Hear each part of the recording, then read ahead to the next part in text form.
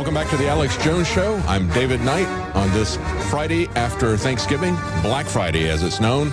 And we've been looking at the madness of crowds and what that might portend for the future, especially as shaky as things are financially, as well as the drawn-out supply lines that we have in this country. Anything could happen. We need to be prepared for what's going to happen. But when you look at what the crowds are doing on Black Friday, Drudge Report has this broken down. We've got mall mayhem. We've got a man stabbed over a parking spot. We've got shoppers kicked out of Walmart for filming a fight. We've got the Salvation Army kettles stolen. A man shot walking home with a big screen TV. And one of the stories is linked from Infowars.com. Santa with megaphone shames Thanksgiving parasite shoppers. That's a Mark Dice piece. And we're going to have Mark Dice at the bottom of the hour. We're going to look at his video, and he's going to talk to us about what he saw on Black Friday and leading up to it, actually, on Gray Thursday, they're calling it now. It used to be Thanksgiving. It used to be a time of Thanksgiving, Anthony. What do you think about the trend? Well, that's exactly right. And what concerns me is this is what we have to look forward to if we can't completely transform society. I mean, there's no question. Going back to Hurricane Sandy, if you remember that, I was up in the Northeast in Philadelphia when that happened, and I made a video. I guess that was, years ago. I made a video in CVS. I went in there to get something real quick. All the water was gone, the toilet paper was gone, and there were people shoving each other. And this was before it even hit. It didn't even hit Philadelphia that hard. It was like nothing. Shoving each other to get toilet paper in bulk, as if they were going to be there for 6 months, without any toilet paper. But that's what this comes down to. They're killing each other over TVs that they're paying more for. They're killing each other to pay more for consumer items. Yeah, that's the other thing. It's a big fraud. It's just consumer items. So they're going to go from Walmart riots to cannibalism in a very short time if we really have some kind of a major infrastructure breakdown. Well, the experts say about 2 weeks is how long we have before people literally are in the street killing each other and eating each other. Because the food will go bad in the fridge, the food will go bad in the freezer. Ultimately it comes down to, the one person that is prepared is the target. Let me give out this phone number because we want to take your calls on this and get your feedback from what you've seen out there on Black Friday. It's 800-259-9231. That's 800-259-9231 to talk to Anthony and I. And we're going to have Mark Dice in at the bottom of the hour. Let's take a quick look at this video that he's got linked off of Drudge Report onto Infowars.com. He's dressed up as a Santa Claus, and he's driving by bullhorning shoppers who are out there just consuming away. Here's a little clip from that. Black Friday Thanksgiving shopping is destroying the very fabric of the family, ruining the Thanksgiving tradition, and it's about time somebody do something about it.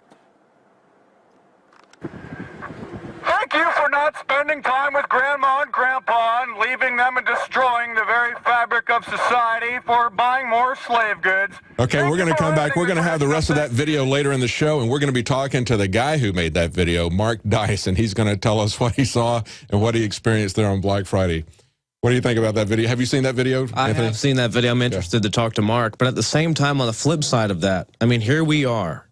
Just a week ago, myself and Alex were in Dallas, and it was 28 degrees, if I recall, shivering for 8 hours. In the rain. Declaring the First Amendment to be right, declaring the Constitution to exist, being attacked by goon squads from the sheriff's office.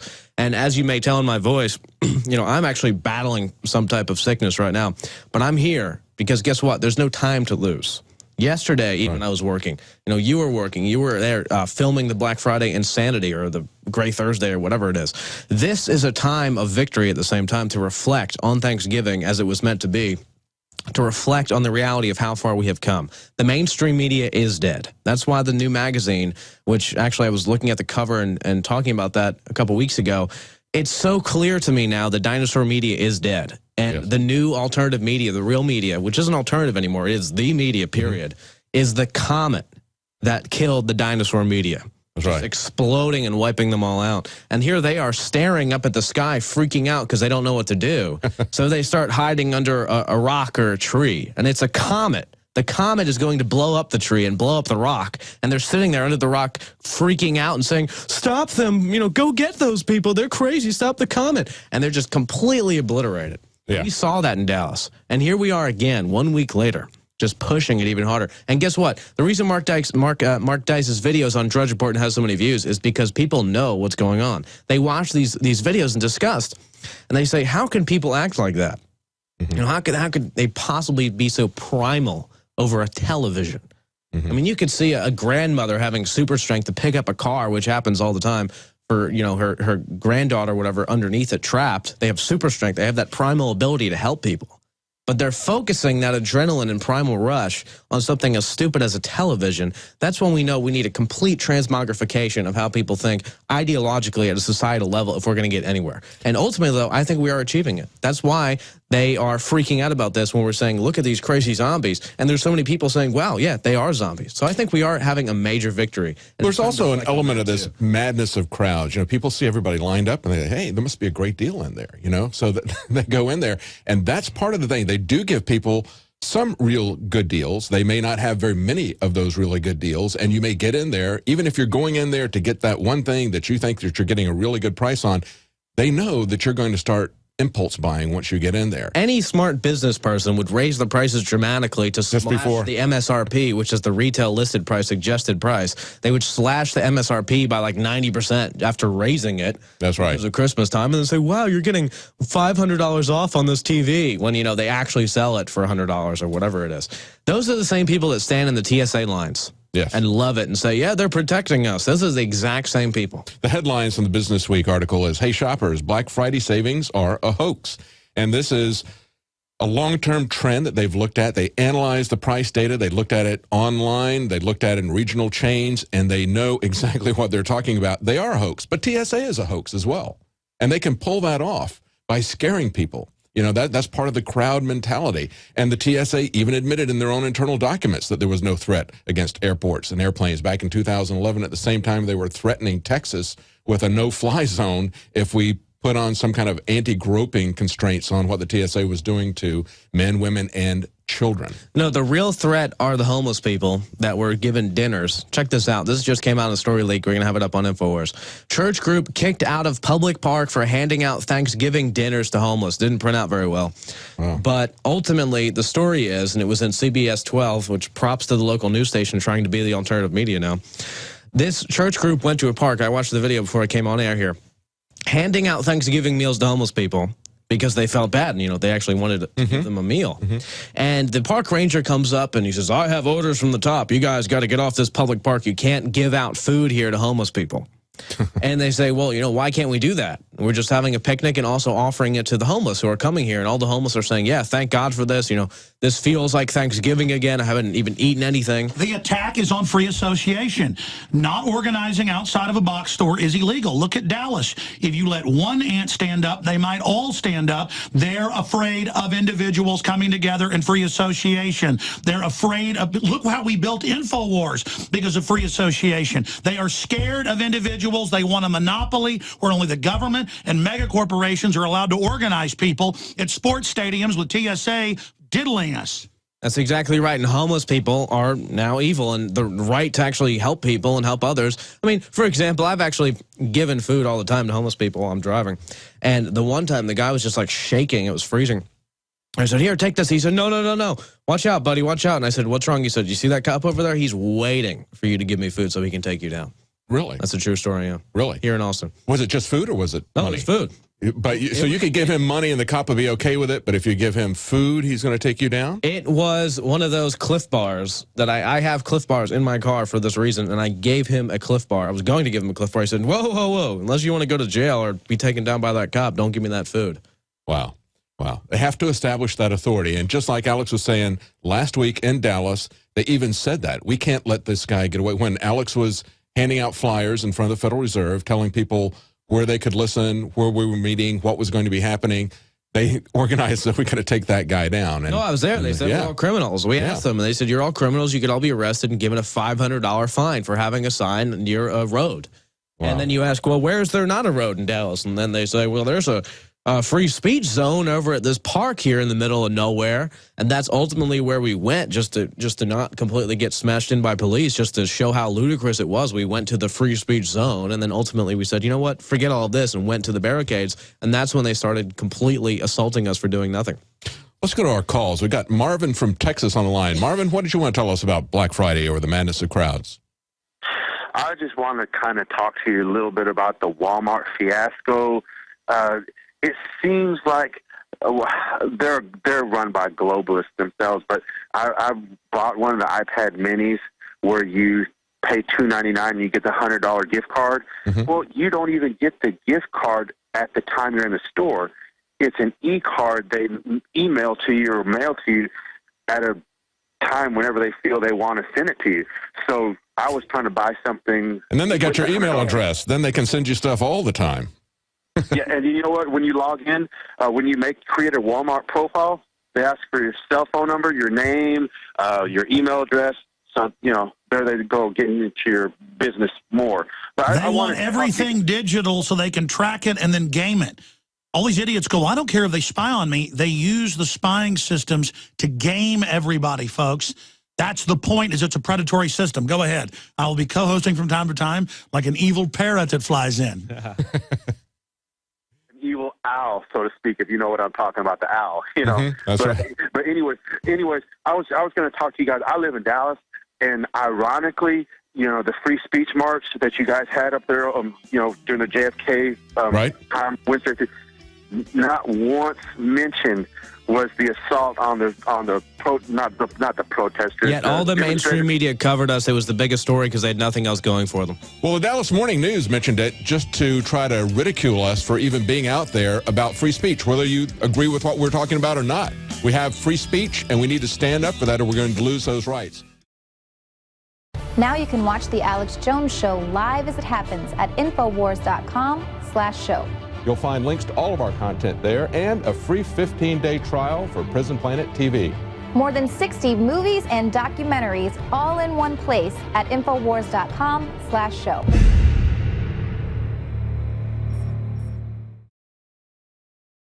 Welcome back to the Alex Jones Show. I'm David Knight filling in for Alex, and I'm joined here in studio with Anthony Gucciardi from Story Leak. Now, Anthony, we've been talking about Black Friday, but there's another aspect of this, and that's just the random, senseless violence where they're not even attacking people because they want their little Walmart television, but just coming up and clocking people.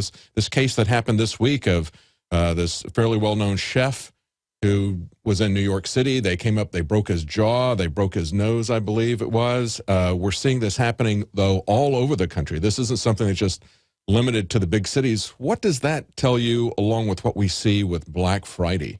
Can you imagine the societal collapse which is coming, ushering in all of these zombies who are willing to kill people for big screen TVs, what they would do in a real collapse scenario, flooding into the streets, just anyone with any material goods would be taken down. And that's the whole thing. Thank God for the Second Amendment. And also, we have to look at it in this perspective too. Hurricane Sandy, see, I was up in the Northeast when that was actually happening. So it flashes me back to that in New York. Major flooding. There was taxis going down the street in wells of water. And what we saw, though, was FEMA gods coming in with literal trucks of Doritos and Mountain Dew. Just corporate ownership coming in. The corporations were descending their leathery black wings over New York, and everyone was just crowding around these trucks and trying to push them over to get their Doritos out and drink their Mountain Dew. And that's exactly what would happen. The same people that are patrolling Walmart and the same people kicking out churchgoers who are trying to feed the homeless would come over with assault rifles and assault weapons in their black uniforms, and they would be gods. And the corporations would come in with FEMA and the government. They would offer Doritos and Mountain Dew, and we would have to just beg for it. And that's literally what would happen. That's what FEMA gave. When you're talking about FEMA and the way they've handled these disasters or mishandled them, my son won a contest with the Fraser Institute, essentially contrasting a couple of disasters that happened in North Carolina.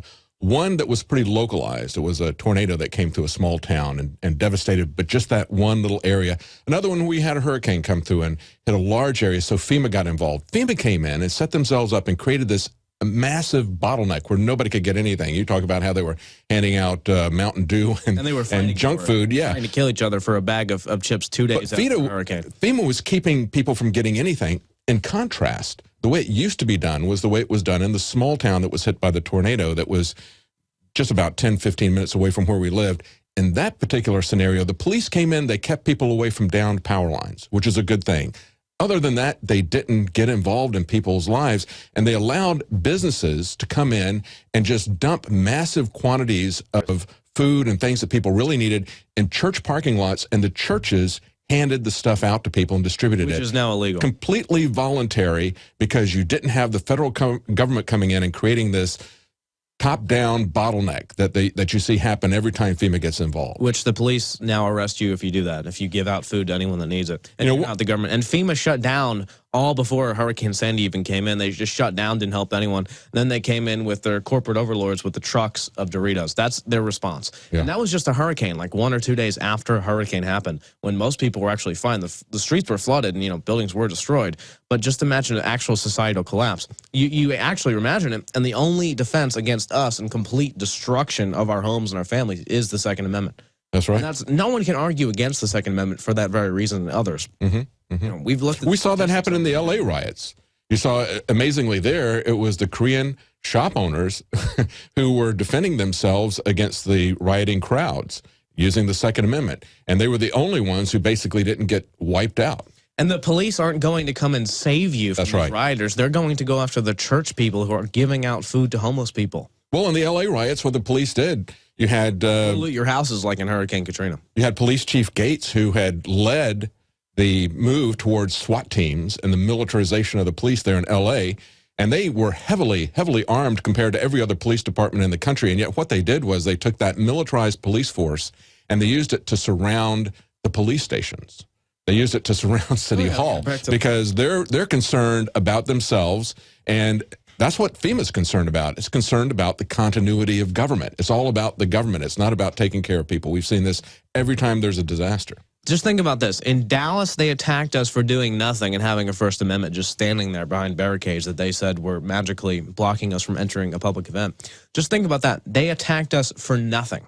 What would they do in the event that their families needed food and were threatened as well? Because the worse things get, the more power they get. It's easier to wreck society and then take it over than build a good society, because we have a society run by criminals now, and we, the good people, have to stand up and take this country back.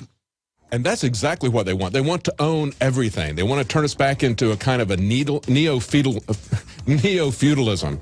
That's what the goal of the elite is. That's why they're taking everything. They want us all to be turned into renters who have to buy everything from them.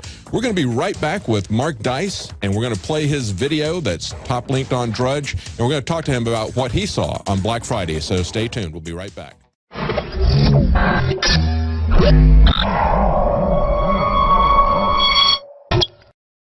Welcome back to the Alex Jones Show. I'm David Knight here on this Friday after Thanksgiving, and I'm joined in the studio here with Anthony Gucciardi. And Anthony, we were just talking before the break about how in the disasters that you saw, Sandy up in Philadelphia, FEMA showed up and they started handing out Mountain Dew and junk food, and people were fighting over that. I'm trying to find ways that I can get healthier food, and InfoWars Life is rolling out new products. You've got this nascent iodine survival shield, very pure form of iodine. You've been involved in that from the very beginning. Tell us a little bit about what your goals were, how you put this together. No, that's exactly right. The government wants to give you Doritos and Mountain Dew with high fructose corn syrup that admittedly contains mercury, which admittedly contains genetically modified ingredients. And the whole thing with InfoWars Life has always been rejecting thousands of products, finding the best, the kernel in all of it, the golden kernel.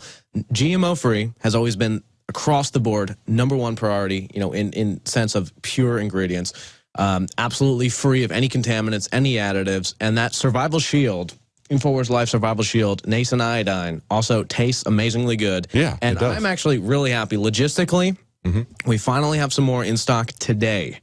So if you go ahead to InfoWarsLife.com and you purchase some for yourself and your family, in the event of a disaster, this is what I have in my medicine cabinet. This is what I take on a daily basis as well to prepare myself. And we finally have some in stock. Thank God, because, you know, I know so many people want it to prepare themselves just, you know, in the event of a disaster, that we do have some. If you order it today, it should go out today if you order it soon enough. Otherwise, it will go out Monday. And then also, you mentioned it tastes good. I mean, it really does. That's the thing about a lot of these supplements that you get. A lot of people take things in pills because the taste is so bad of the other forms, but it's a lot more bioavailable if you get it in liquid form. And that's one of the things about that iodine is it really tastes good. But I mean, my whole thing is Dr. Group, the developer of the nascent iodine, his process is so astounding to me, even though I know it. When he tells me more about it each and every day, my mind is blown. The sound wave technology, the Russian physicist he brings in with the patents on this technology just to completely just make sure it tastes the best, it works the absolute best. All the testing he's done, I won't even get into how much money he spent on just testing the purity alone, just over and over again, making sure it's the best. And that's why I know I'm good with promoting it. Creating the third largest natural health site in the world, I'm only okay with promoting and overseeing products that are good. And we got another name on this. We got another product, Wake Up America Coffee. That's talking about tasting good. That's great. I mean, I just started drinking coffee because I'm trying to get off of my vice, which is soda pop. We just talked about how harmful soda pop is, the high fructose corn syrup, things like that. But this is the best coffee I've tasted. I don't even drink coffee, and I said this before. But this coffee is actually really good. And to add that on, there's an immune support bonus as well on the black one. This is my favorite right here because you're actually getting immune support with various mushroom blends. And that's key to me because I know there is studies out there. Coffee is a key element in numerous aspects of health. But with the immune support, you're also adding that extra kick. And it doesn't taste bad. It tastes good. So that's the one I take and drink on the daily basis. But for me, you're also, if you support the First Amendment, if you support what we did in Dallas, that takes funds. That's right. That takes massive activism. There's we printed 30,000 of the signs. We went out, got the hotel rooms to be there. He brought his whole crew out, to do this for 8 hours in 28-degree weather. That takes fuel. It's like an couple engine. of days. You need oil and gasoline, and I'm all about fueling. What is InfoWars and fueling Alex's major goals. And that's what's key to me. Not only are you preparing your health, which is great, but you're fueling all this at a major level. So at InfoWarsLife.com, that's where you can find this stuff. We're trying to bring you good quality products, great quality products, and as Anthony said, that's how we fund the operation. Now you can watch the InfoWars Nightly News streaming live as it happens for free. Check it out at InfoWars.com/show.